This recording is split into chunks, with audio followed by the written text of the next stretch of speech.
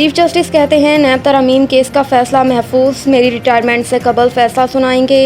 Chief justice Pakistan Umar Ata Bandial की सरबराही में 3 रुकनी bench Imran Khan की नैब तरमीम के खिलाफ दरख्वास्त पर समाअत की।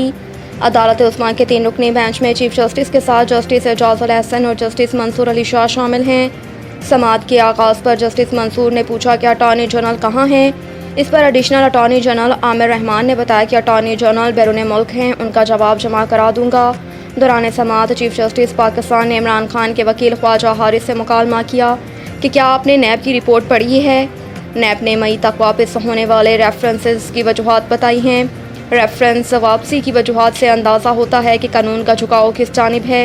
मई तक इन शख्सियात के रेफरेंस वापस हुए सब रिकॉर्ड पर आ चुका है। नैब कानून के सेक्शन 23 में एक तरमीम मई 2 जून में आई। मई से पहले वापस होने वाली रेफरेंस आज तक नैब के पास ही मौजूद है।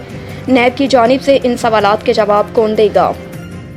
वजारत ख़जाना ने बिजली बिलों में रिलीफ का नया प्लान IMF को भेज दिया। ज़राए के मुताबिक IPPs के लिए मुख्तस इजाफी रकम को बिजली के बिलों में रिलीफ देने के लिए एडजस्ट किया जा सकता है। ज़राए का कहना है कि बिल से अक़सात वसूल करने पर 15 अरब से ज़ायद की यह रकम वापस IPPs के लिए मुख्तस की जाएगी। वजारत ख़जाना के ज़राए ने बताया कि IMF के साथ नए प्लान पर वजारत ख़जाना के अहकाम दोबारा बात करेंगे। नए प्लान में IMF को बजट से बाहर रिलीफ ना देने की यकीन दहानी कराई गई। वाज़ेह रहे कि इससे कबल आलमी मालियाती फ़ंड ने निगरान हुकूमत का बिजली बिलों में रिलीफ का प्लान रद्द कर दिया था।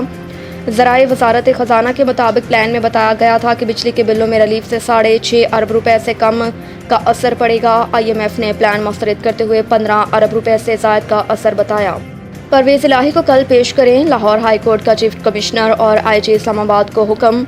लाहौर हाई कोर्ट के जस्टिस अमजद रफ़ी के हुक्म के बावजूद पुलिस ने लाहौर से परवेज़ इलाही को गिरफ्तार किया था, जिस पर जस्टिस अमजद ने बरहमी का इजहार करते हुए सेशन जज अटक को हुक्म दिया था कि वह परवेज़ इलाही को बाज़ियाब करा के पेश करे, जबकि अदालत ने IG इस्लामाबाद को तौहीन अदालत का नोटिस भी जारी किया था। तहम बादशाह जस्टिस अमजद रफ़ीक का बेंच तब्दील कर दिया गया। जस्टिस अमजद रफ़ीक के बाद जस्टिस मिर्ज़ा वकास रऊफ़ ने मंगल के रोज़ परवेज़ इलाही की बाज़ियाबी के लिए दायर दरख्वास्त पर समाअत की, जिस सिलसिले में सेशन जज अटक और डिप्टी सुप्रिटेंडेंट जेल अदालत में पेश हुए। ताहम सेशन जज परवेज़ इलाही को साथ ना लाए।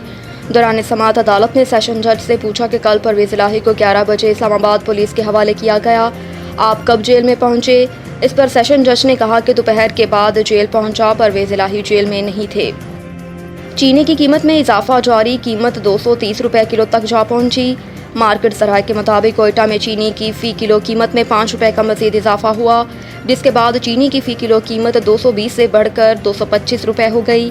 मार्केट ज़राए का कहना है कि शहर के मज़ाफ़ात में चीनी फ़ी किलो 230 रुपये तक भी फ़रोख्त की जा रही है और गुज़श्ता 5 रोज़ के दौरान चीनी की फ़ी किलो कीमत में 45 रुपये का इजाफा हुआ। दूसरी जानिब कराची में होल सेल्स बाज़ार में चीनी की फ़ी किलो कीमत 1 रुपये से कम होकर 174 रुपये हो गई, जबकि रिटेल सतह पर चीनी 185 रुपये से 200 रुपये फ़ी किलो तक फ़रोख्त हो रही है। मार्केट ज़राए के मुताबिक अकबरी मंडी के तमाम डीलर्स ने रिकॉर्ड गायब कर दिए, जिसके बायस 2 रोज़ से फ़ोन पर होल सेल रेट जारी किया जा रहा है। इधर पेशावर में परचून में चीनी फ़ी किलो 200 रुपये में फ़रोख्त हो रही है।